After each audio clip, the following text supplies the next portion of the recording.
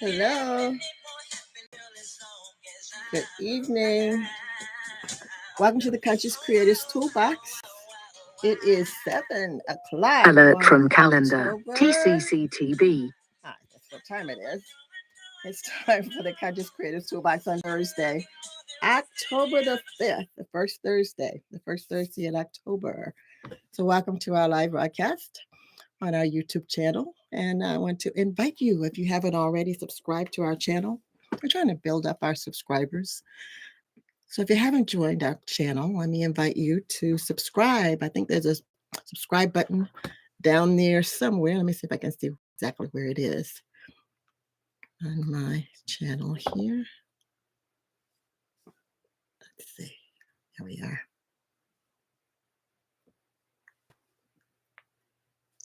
Okay, let's set that down and turn it off again. Let's see.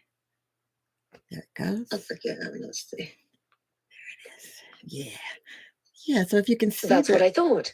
If you can see our subscribe button, go on and subscribe to our channel and leave us a comment when you stop by, when you're visiting with us and you just kind of stop by browsing. We have quite a few videos, live broadcasts that we could like for you to enjoy. Take a look, take a peep at, and see if there's anything in there that would interest you or benefit you in your growth, your personal development, if you would. Anyway, we're here every Thursday night, 7 o'clock. Last week we had a special guest. I don't know if you caught her. Jay, she was here talking about throat chakra crystals that would benefit and help us with our throat chakra healings. Oh, I'm dropping all my tubes here. Our throat chakra throat chakra healings and unblockage, and take care of our throat chakras. She gave us some crystals that we could use in that, and she was didn't get a chance to grab hold of her video and download it, but we're still trying to do that. We try to download upload all of the videos for the Conscious Creators Toolbox for you to view later at your leisure or share. But anyway, if you haven't subscribed to our channel, please subscribe. We're talking about our creativity. That's what Conscious Creators Toolbox is all about. We come in on Thursday and we spend about 45 minutes or so to an hour maybe talking about our creativity. And now we're on a series about our spirituality, and we kind of tying it in or showing the relationship or the pairing of you can't have one without the other kind of thing with our spirituality. Our spirituality and creativity kind of works hand in hand. We want to create and manifest, and that's what we are. We're created beings, created by our source, by our Father, by God, by Creator, by Divine, out of the same stuff of creation, which is energy. And we're created and can do and can have and can be all that our Creator, Source, and God can have and do and be. So on Thursday night we talk about who we are, what we are, and whose we are, and some of our tools, some of our creativity. And I call it our tools because those are the things that we use to manifest and create our realities and create the experiences and the things and the situations and the people, basically the experiences that we have in our lives. So we talk about them, and a lot of times we have these. We have our creativity. We have all these tools to use, our thoughts and our words and our feelings and our thought process, our beliefs, our decisions that we make, our intentions of focus, how we focus our attention, even our senses, even our five senses, there's everything about us. We could consider a tool. Our body. I call our body the biggest antenna there is, because we are all created out of the same stuff by one Creator. We're all one, basically one, because we're connected, because we're all energy, in the midst of energy, surrounded by energy, full of energy, made out of energy. So we all connected. But our Creator can identify us, out of all of the billion, million, trillion particles and bits and pieces of energy and beings out here. He knows each one of us intimately by name, and he knows absolutely everything about us individually as individual pieces of energy or parts of energy and parts of the whole.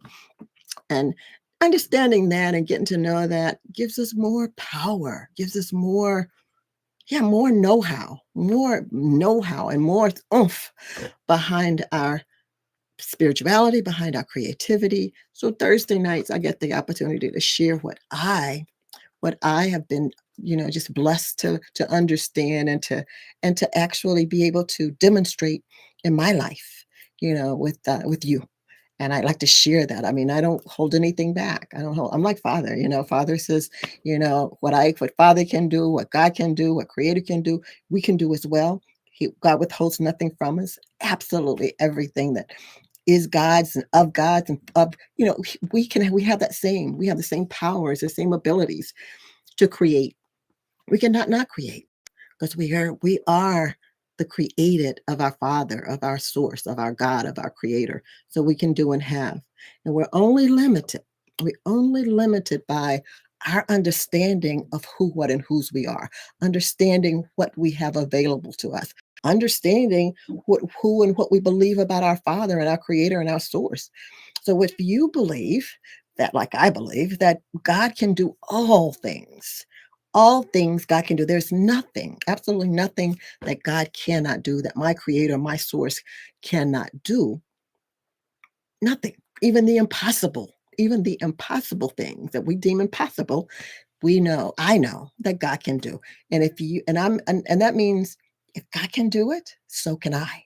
So I can do all things because God is my source, God is my creator, God is just the power behind my beingness.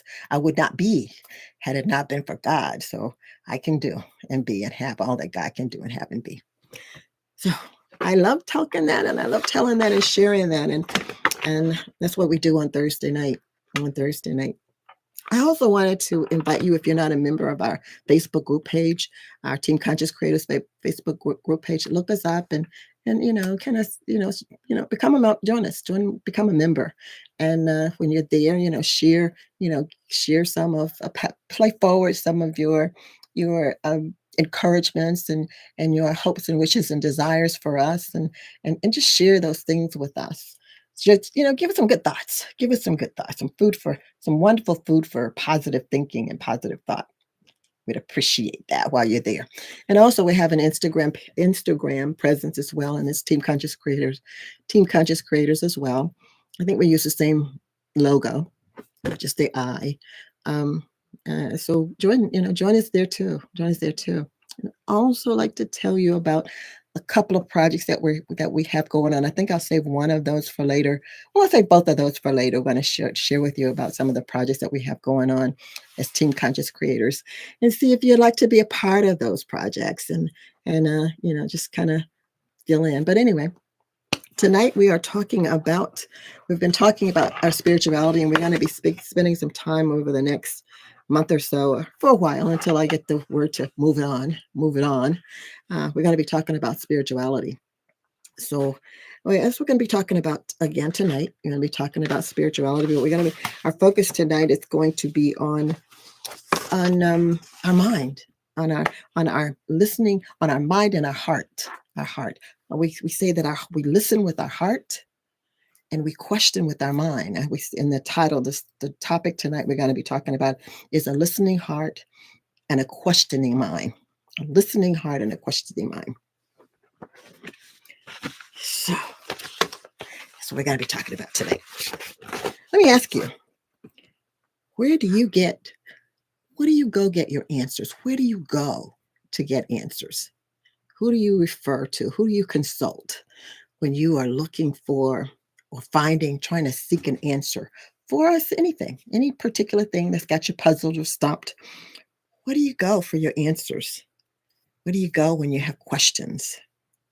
Who do you consult to get the answers to those questions? Or better yet, where do the questions come from? Where do all your questions come from? How do they even get started? What I want to do tonight is I want to talk about 3 spiritual practices that we all do. We all do these, we practice these things, and almost all the time, we practice them all the time. We're doing one or the other of these 3 practices constantly throughout the day, throughout our lives. We cannot not do them, some of them, and I'm not talking about creation either, but creation can be creating, it can be spiritual too. But I'm talking about three practices, and those practices that we're talking, sometimes we do these things without even being aware that we're doing them. We just do them, just have habitually, remotely, just remote. We just do it like a robot. They just happen. And those three spiritual practices that we're going to be talking about tonight are thinking, observing, and meditating. Thinking, observing, and meditating. We think constantly. We cannot not think. We think whether we are aware of it or we think subconsciously. We are thinking.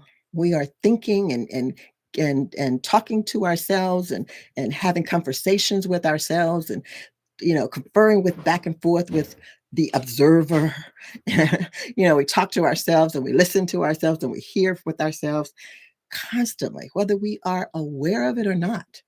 One of the things that I try to teach my clients or try to help them understand is that it's very important to be aware of what you think, what you're thinking about. So check yourself. I have them checking themselves periodically throughout the day, and I do it myself. Throughout the day, I just stop. Check my watch. My watch goes off, or I got a little timer to kind of do it remotely now. I kind of do it by habit, and stop for about good 60 seconds or maybe 90 seconds, and I stop and I check myself, and I kind of to do a once over my body. The antenna. I call my body my antenna, my receiver. I check my body and I see, what am I feeling? What am I feeling? And where am I feeling it? And what was I thinking right before I stopped? Right before I stopped to start asking myself, what am I feeling?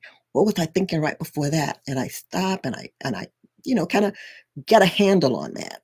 And one of the reasons that I do it, because I'm an air sign and I'm always in my head. And like I said, we do it without even thinking. So what I do is I try to help my clients get a handle on the fact that they are your thoughts. These are our thoughts. This is my thoughts. And I can decide what I think and how I think. And I can decide that, no, that's not what I want to think. And I can change my thought process. And I can change my train of thinking.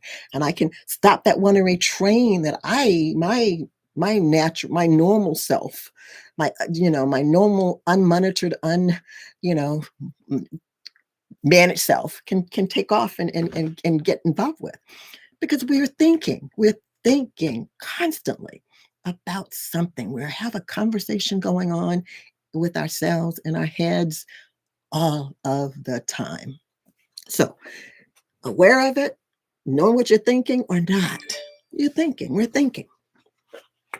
Yeah, we're thinking. So that's one of the things that we do. Again, whether we notice it, aware of it, or subconsciously unaware of it, unconsciously about it.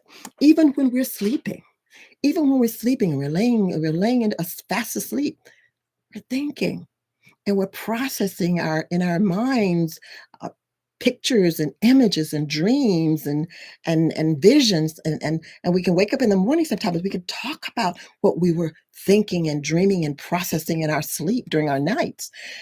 That's thinking. So we're constantly thinking, always thinking, always giving ourselves instructions, always asking ourselves questions, always having a dialogue with ourselves in our heads, in our minds. Yeah. So we do that. And the other thing that we do, excuse me just a second, and I got some water here.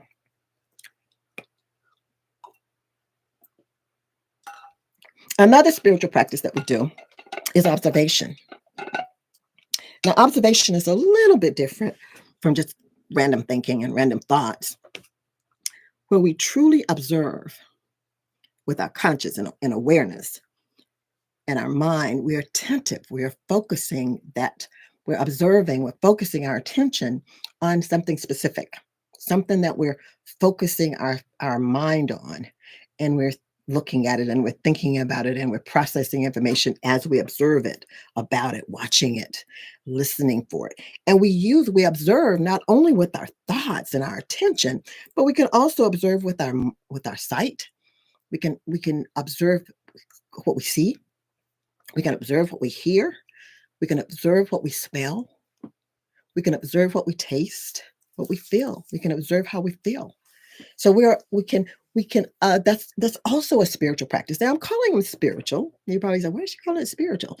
I'm calling it spiritual because it's something that you can't put your hands on. When we're doing something, when we're actually physically doing something, writing something, doing our work, we can put our hands on it, and we can describe it, and we can talk about it and tell where it started and when it started and when it stopped. But with our five senses and our observation and seeing and listening and all of those things, we don't always know when they start and stop, and we don't even know if they start and stop. They're just always in operation. They're always doing whatever.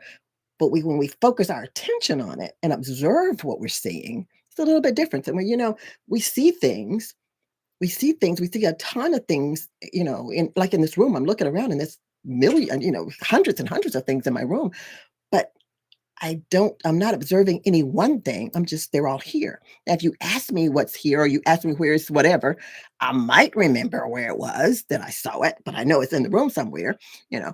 But when I'm observing, I'm I'm purposefully observing something specific. Say, for instance, I'm out walking in nature. I may observe what I see. I may observe what I hear specifically. I want to really tune in on observing the noises and the things that I hear, the sounds that I hear. I want to be attentive, observe those. And sometimes I wake up in the morning and I lay there and I listen to the morning sounds, and I observe them, and I observe, hearing the birds singing, or hearing, the alarms go off, or, the water running, or the air conditioner coming on and heater coming on and off. I may observe those things. I'm out walking. I may I may watch and notice the leaves as they're falling from the trees and what color they are, and how they maybe how it feels, how the air feels on my skin, or if it's dewy or rainy, I may feel just kind of feel how it's making, how it's touching my skin, and just observing, and specifically observing. And I may come home after a nature walk or whatever, not walk in the neighborhood, and I may sit down with my journal, and I may recall what I observed, and record it, and make a note of it, and to hold it in, to meditate on it, or to think about it later. Think about it later. So observing, I'm doing it with my eyes. I'm doing it with my mouth, as if I'm tasting. I'm doing it with my ears. I'm doing it with my hands, my body, my skin. Yeah. And my nose. I'm doing it with my nose. I'm smelling it. I can use it to smell scents and fragrances and odors as well. So we set our minds and our senses to observe and to attend to something specific, or something, in general, like the morning walk. Just something general that I'm doing. And I observe it. I'm observing it. That's a spiritual act. It's a spirit, that's in a sense is spiritual, because again, I don't know when it starts. I just know I can tell you when I start walking, but I can't tell you, you know, when the spell starts or when it stops. I mean, I might give you an idea, but what starts it? Where does it come from, and how does it grab it and catch it, and bring it into my sensitivities, that I can't understand. I can't always explain those things. And that's how spirit is. We can't always explain spirit, but we know that we have our spirit. We can't always tell exactly where it is. Some people say that our spirit is within us, that we are the temple, and we house the spirit. And some people feel that our body is enclosed within the spirit. I don't know which one to argue, and I'm not gonna go there. I just know that I am a spirit being, having through my physical body a physical experience. All right, so I know that. Can't always explain the whole thing about it, but I really truly know that. Without a doubt, I know that. The last one, spiritual practice that I want to kind of mention today and talk about and to have you think about is the spiritual practice of meditation. Now, I'm not a meditation guru, and I can't tell you all the ins and outs of meditation. I can tell you how I do it, and I can tell you how it works for me, and I can tell you my challenges that I have with it. But we have on our team Larry Bloomberg, and I am one of these days going to get him in here to have a session to talk about meditation. The spiritual aspect of meditation. The what I'm kind of referring to in this case, the spiritual aspect of meditation. And again, meditation is receiving and hearing from the ethers, from the spirit realm, from some beyond my thoughts and beyond my thinking, beyond my senses, beyond my physicalness. I'm meditating and I'm receiving information, and I'm receiving spiritual sensations and spiritual information and spiritual, we call it discernment, spiritual knowings from beyond this physical self, this physical being. And I'm doing that through my spiritual connection, right? So the meditation is similar. Again, to um, it's similar to observation, and it's similar to thinking, but it's a little bit different. When we meditate, again, we try to set our mind aside for a bit, or we try to quiet our mind, or we try to listen to, again, our mind's going anyway. We're thinking. So sometimes we have to have our minds, focused on a particular thing, like maybe counting our breaths or being attentive to our breathing, so that we can hear between those breathings. We can even sometimes I pay attention to my thoughts, and I try to hear or listen or meditate between the thoughts. Oh, that was a thought. Oh, that's good. That's gone. And I try to pause and be still a moment and quiet long enough in that moment to receive something between my thoughts, or between my breathing, my breaths that I'm taking or counting or being attentive to. So meditation is somewhat like observation, but it's more like listening to receive. And we're listening to receive. Again, we're putting aside our thoughts. So we're not hearing words like English and Spanish and Hebrew and Swahili and Portuguese. We're not hearing it in language per se. We're hearing it in another, in a spiritual language, and a spiritual knowing. It comes into us. And once, and then we get it and we receive it. And it's an impression. It's so impressed in us that it immediately, if need be, it's immediately translated into our understanding. All right. Sometimes, I know with me, when I receive meditation and downloads, I call them downloads from beyond, I'm thinking I get them, and I have to just kind of be really still a moment till I feel it almost just sink into me, so that I know it. I got it. Because if I'm too jerky, or I'm too, excited about it or whatever, I lose it. It goes away. I miss it. So I have to meditate. I have to quiet my heart, quiet my spirit, quiet my thoughts, quiet my thinking, quiet my senses, my sensings, so that I can receive between all of that noise, all of that life, all of that living that my body wants to do and have. I have to be attentive to the space between there. And that's in those places what I receive. And then I take that, and it just drops deep into me. And it's like an instant knowing. It's like an instant interpreting it into something that hopefully I can verbalize and I can share, I can bring forth. Sometimes I can't. Sometimes I can't always bring it forth. I have to really stop and meditate, just like let it kind of sink in a little bit longer. And then sometimes I have to go back and have a prayer and have a little talk with Jesus. I have to talk to the Lord and say, well, I got it. I mean, how am I supposed to relay it? What am I supposed to do with it? What am I supposed to say this? How am I supposed to express this? So I have to go back sometimes and get an understanding in a way that I can verbalize it and share it. So that's me. That's how I meditate. And again, I'm going to get Larry over here one of these days, and I'm going to get him to explain the spirituality behind meditation, because I'm doing it the best I know how at this point. But anyway, so those are the three practices that I kind of want to talk about.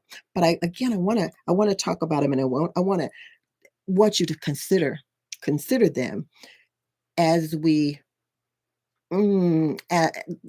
as we're talking about or inquiring about questions that we ask. When we ask questions, when we want to know something, when we ask, and basically, again, I want to encourage you to consider these three practices whenever you are seeking an answer to a question that may be puzzling you, that may be bothering you, that you've been over and over and over in your mind, and you got a zillion ideas about it, and a zillion thinking about it in so many different ways. And now, how what is it? Help me really understand it. So when you're truly seeking understanding, and truly searching for the answer, I want you to just kind of consider this. When we ask a question with our minds, usually, and I'm going to say probably 98% of the time, maybe a little bit higher than that. But when we ask a question in our mind, or you're just contemplating a question, we want an answer. That's really what we want. We want an answer. Well, if we go to our minds for the answer, and really, when we go to our minds for the answer, the first thing we do is, let me think about that. Because if you can't immediately give an answer, like, what's your name? My name is Jean. What time is it? I can look at my watch and give you the time. Well, what did you have for breakfast? I can quickly go to my memory bank, to my memory in my mind, and I can tell you what I had for breakfast.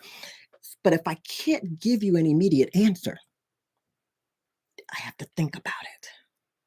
I have to think about it. Now, and I do. And sometimes I say, let me think about that. So that's what we often do. We often say, let me think about that. That's what we do.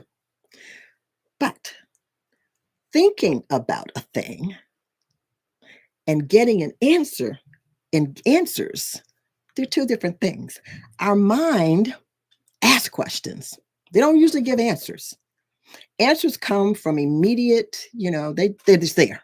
And when we can give an immediate answer, we answer it, right? But when we can't give an immediate answer and we can't remember it, we have to think about it. What are you thinking about? When you are thinking, the process of thinking, and I looked this up, but I wanted to make sure that I got the dictionary definition of thinking. When we're thinking is the process of, how did they say? Thinking is the process of reasoning, or coming up with a logical set of reasoning. So thinking is not just giving an answer.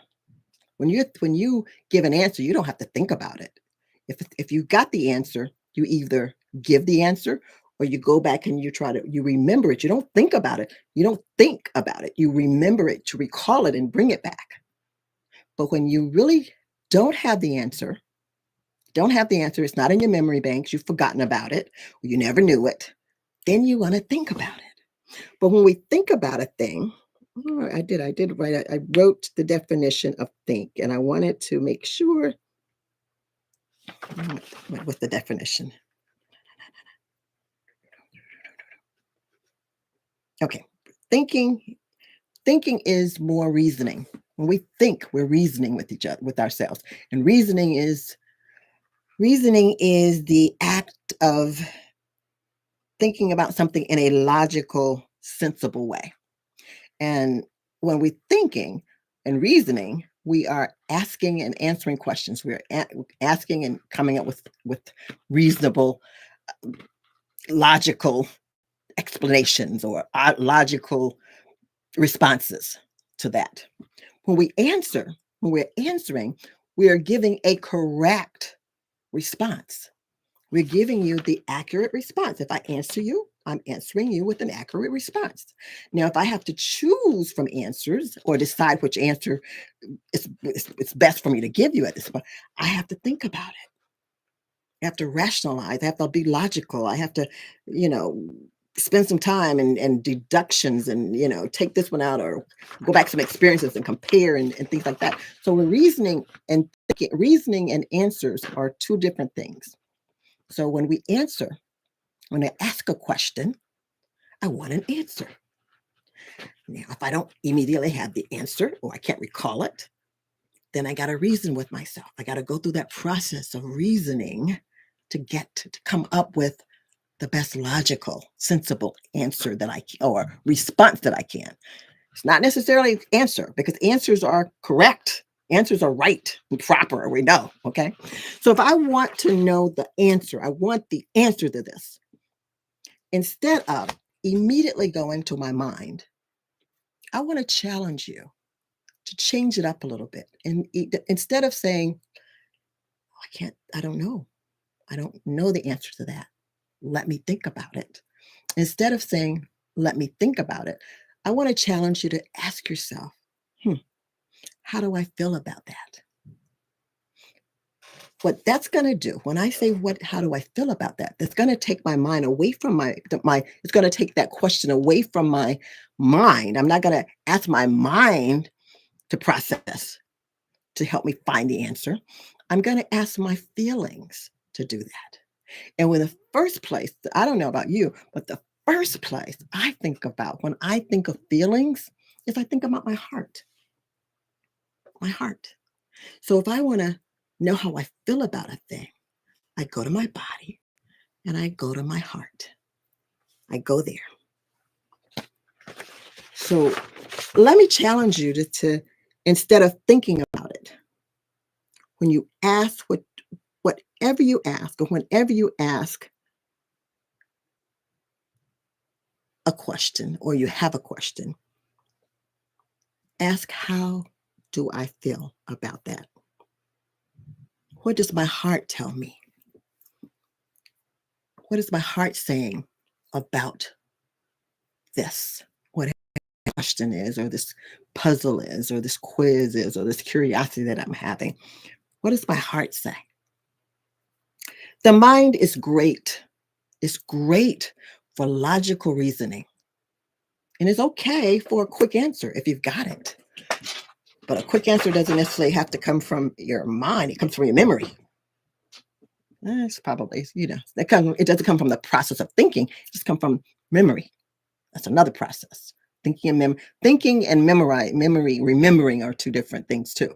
You don't think when you remember, you just recall it and you spit it out, right? When you can't remember it, you may have to linger a little bit in your memory banks until you realize that, oh, I've forgotten it. Now you have to think about it. Now you got to go somewhere else to remember it. Okay. So your mind is really good for reasoning. But again, reasoning is not the same as answering. It's not. It's not the same. I believe we often get the two confused. Reasoning, again, is the action of thinking about something in a logical, sensible way. And that is when we don't have the answer. We reason it out. All right. While answering, again, is the act of correct responding with the correct, giving a correct response, or replying with the correct response. The mind can give you many, many, many, many, many, many responses or to choose from through the process of reasoning. But your heart holds the secrets and the mysteries of your infinite life. And your infinite life is that life, that spiritual life, that spiritual part of you that is a source, that source-given life, that life that's connected to Creator, to God, to source, to the universe. Your heart, again, your heart holds the mysteries and the secrets of infinity. They're in your heart. They're there in your heart. Your heart listens. The mind asks, the mind talks, the mind chatters, the mind's busy, but the heart listens. It's watchful and it's listening and it's taking it all in, and it never forgets. Our mind might forget. Our mind gets so busy and it's got so much going on in there, and it's finite. So it forgets. It misplaces. It misinterprets sometimes. But the heart remembers absolutely everything correctly, right. It's there. Makes no mistakes. Doesn't forget anything. The mind remembers a lot, but it forgets some things. The mind hears all, the heart hears all and remembers it all, because it is that part that's the seat of the soul. It's that part of you that's connected, that I call it the transfer station between the spirit man and the physical man, between source and the physical body, our physical self, our physical being. Right? That's the connection. And the mind will give you many, many, many, many, many, many, many choices to choose from. You can think and think and think and think and think about the same thing in a zillion different ways, looking for the right answer. The best you'll get is the most logical one. But your heart will give you not only the best answer, all right? It gives you the right answer, give you the correct answer, the right one.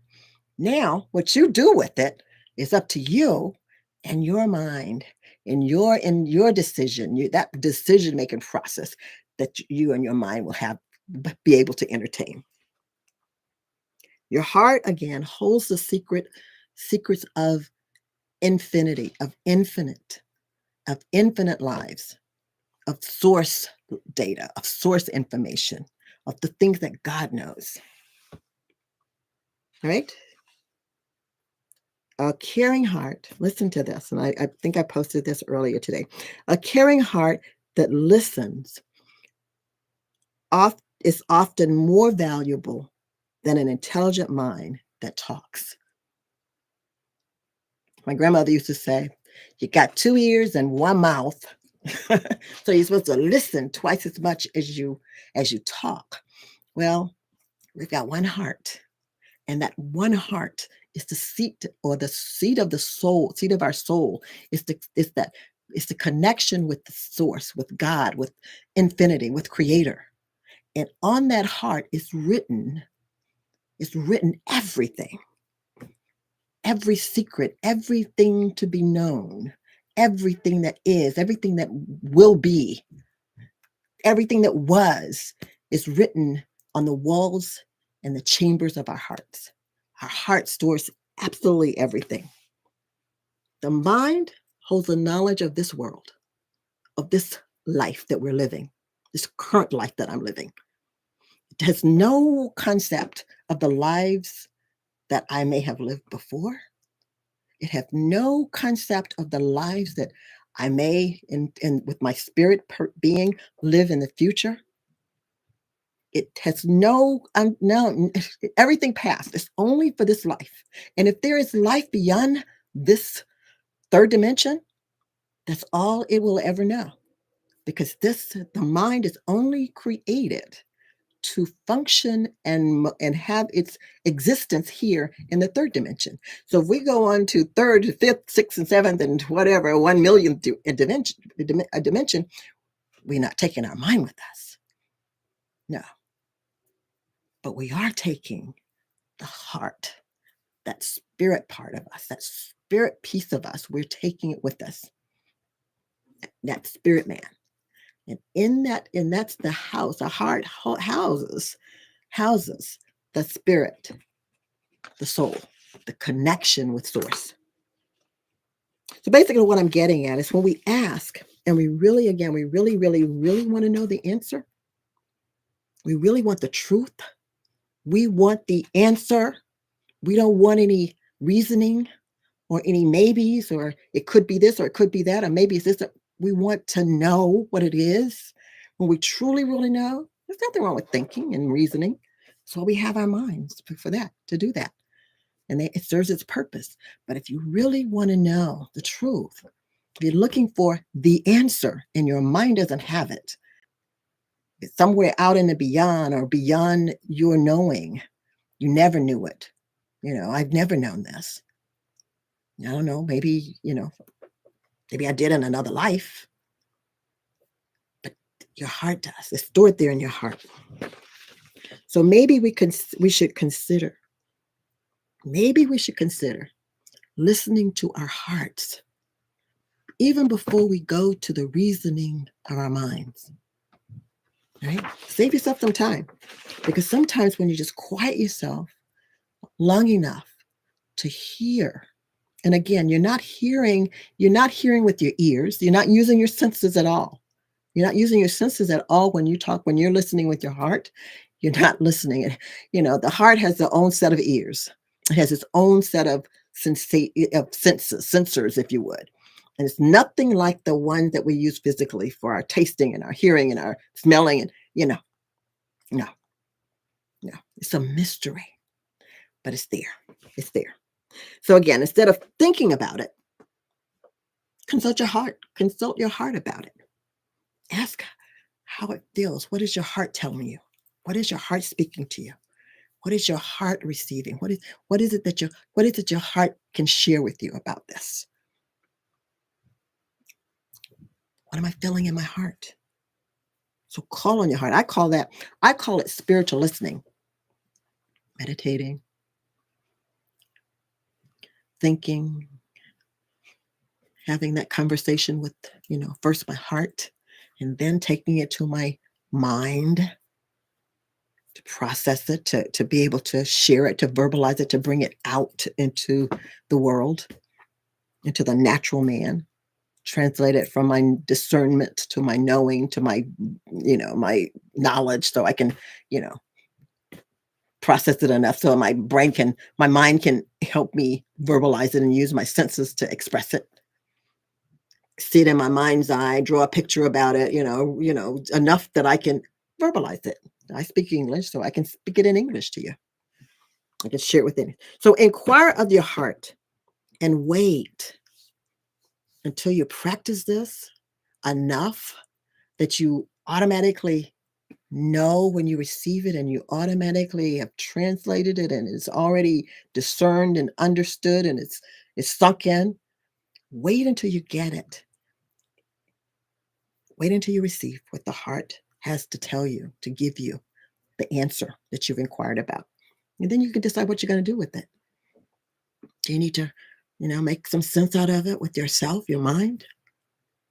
Do you need to get okay with it and feel safe enough that you can express it? Will anybody, does it matter if, you share it and nobody understands you? Are you going to be okay? Are you ready to share the answer that you received? Is it for sharing, or is it just for you? Your heart will make all those impressions on you when it's given to you. It give you the impression. And if you have a close relationship with that, a close spiritual relationship with that physical and that spiritual relationship, if it's okay and you feel safe, then you're going to trust your heart. You're going to trust your heart. You are. You're going to trust your heart. We're going to talk a little bit more about heart. But always start by asking yourself, how do you feel about that? Rather than let me think about it. Go to your heart first. Go to the heart space first. Go to the heart space first. And ask, how do you feel about it? What is my heart saying about this? And then observe, meditate, and wait until the answer is given to you. Till that discernment comes, till it drops into your knowing. One of the first times the Bible mentioned meditation is in the book of Joshua. Joshua was the man after Moses. Anyway, in Joshua, it said that, and it said something like to the effect, I think I wrote it down here.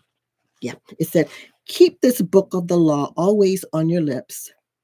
meditate on it day and night, so that you may be careful to do everything written in it. My grandmother used to say, guard your heart, because out of the heart is the issues of life. And the issues of life is what she meant was, and it's also a scripture, it means that is where you get the understanding, the knowing, the knowing. I'm going to say knowing, not knowledge, but the knowing is there, and knowing, again, a caring heart that listens is much more useful to you than a mind that thinks all the time and talks all the time and processes all the time and reasons all the time. It's okay. We got it. God created us and gave us this reasoning for a reason, for a cause, for a purpose. So we want to use it. We want to understand the purpose of it. But he also says in Joshua that the book of the law is always on your lips. And if you meditate on it, meditate and you listen, you receive an understanding of it, then you will be able to do everything that is written in it. Or you can decide whether you want to do everything that's written in it or choose not to do everything that's written in it. But in order to hear it, you have to listen with a spiritual, you have to use your spirituality to hear it. You don't hear it with your ears. You don't hear it with, even if someone's talking and sharing it with you, something that they receive spiritually, you may hear what they say in English, but you want to take that hearing to your heart and see if it lines up with what your heart says, your understanding. Because your spirit is for your understanding. My spirit is for my discernment and my hearing. We share in the spirit, but we have individual and unique spiritual hearings and spiritual senses. All right. So we can share. I can share with you all forevermore. And I can pray and hope that I'm speaking words in English, but I know that in English they're seeds of the spirit, my spirit that's in there. And that's a kindred. There's a kindred. That is a kindred of each one of us. We have that same kindred spirit in each one of us. So my hope is that my spirit will relate to your spirit, and it will resonate with your spirit, and you will either understand it, or it will be enough to allow you to take it to your heart and to get a clarity of what's written in your heart for your understanding, to receive that understanding. So they could drop into your knowing, into your discernment, into your spirit, spark your spirit man into understanding and knowing that. So when in Joshua, he says that the word's written in our hearts. It's written in our hearts. And all we need do is meditate so that we're careful to receive and understand everything that's written there. And I believe in the New Testament and in Hebrews, it says something to the effect. And I think I wrote this down too. I think I typed it. Let's see. Did I?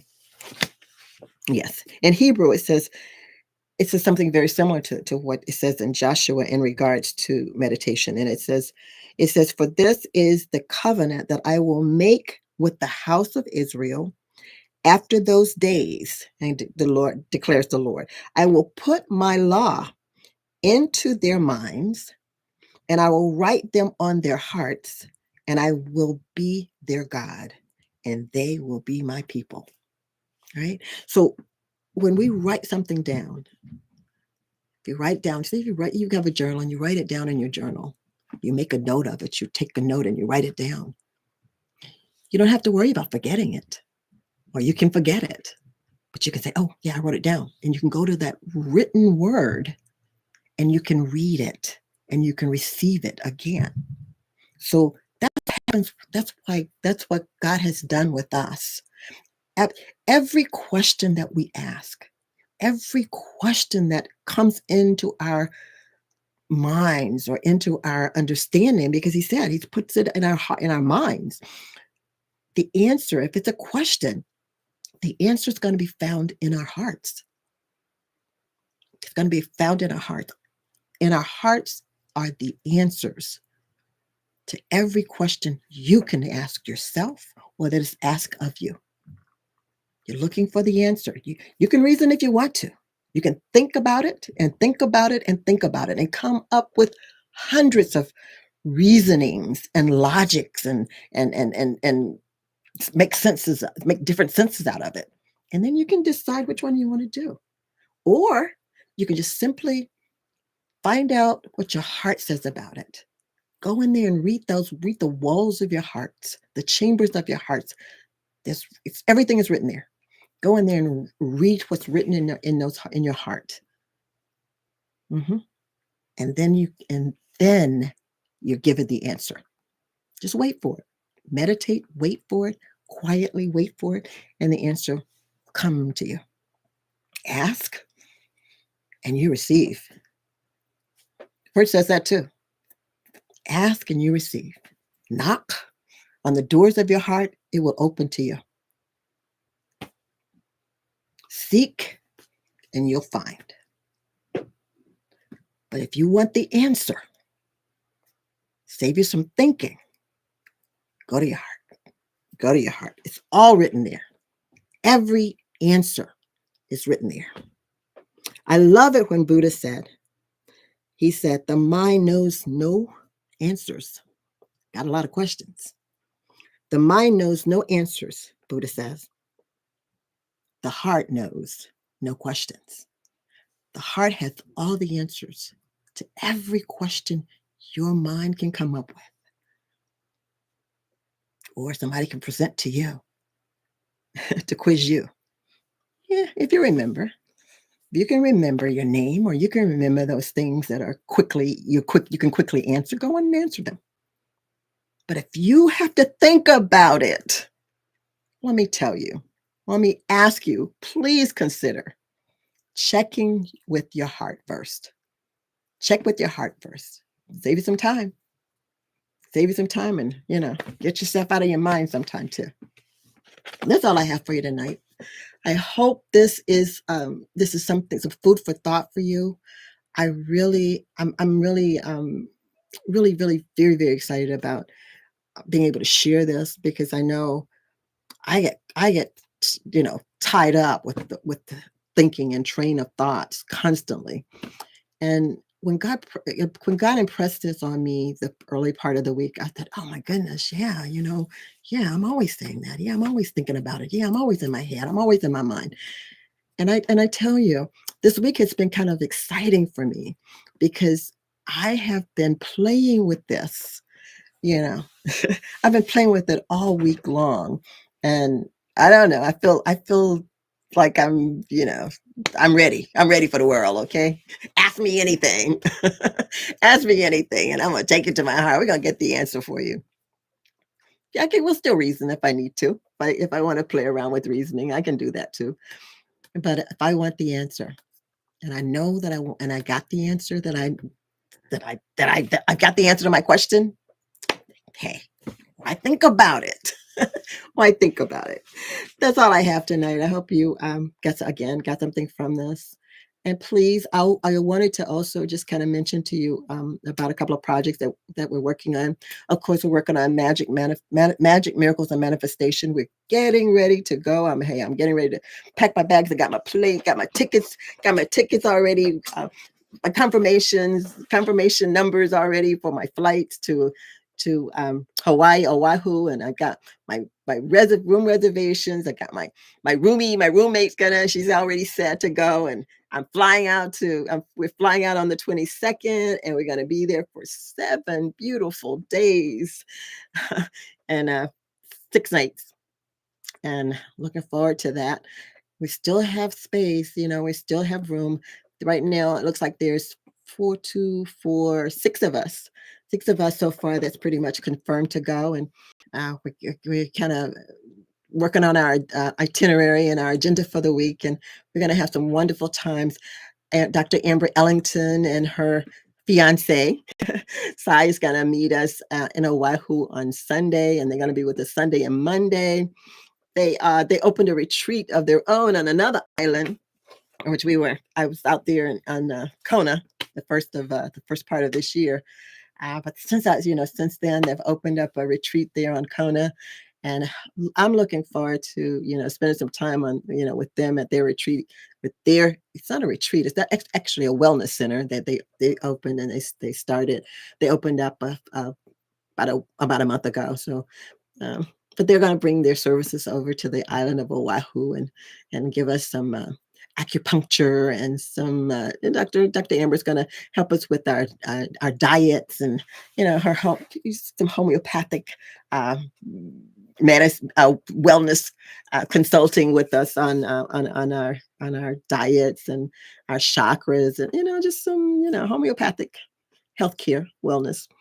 Gonna get that, and we're gonna spend some yoga on the beach, and we're gonna see beautiful Oahu, and gonna spend some time on the beach in Waikiki, and maybe go see how the guys are surfing. I think they have some surfing going on. Hang 10. And we're gonna have a good time over there. We're gonna spend have a wonderful time over there. And again, if you're interested in being a part of that, taking reserving a spot for coming over and enjoying us, give me a call, because you still have time to go with it. I know the fares gone up. I just looked this morning, and they're about $100 more than I paid for mine about a month ago. So they're still going up a little bit. But the hotel, we got to guarantee some good prices on the hotel, so we can save you some money there.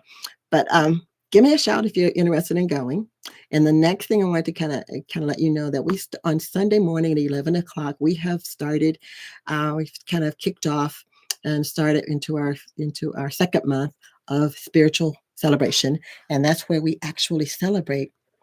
We give our spirit an opportunity. We celebrate our spirit on Sunday morning, and we give our spirits its propers. We run around, and we love to party in the flesh and in the body, but we give our spirit a kind of an hour of celebrating within the spirit on Sunday morning. And I'd like to invite you to join us this Sunday. We have a spiritual rapper. He's a spiritual rapper, spoken word.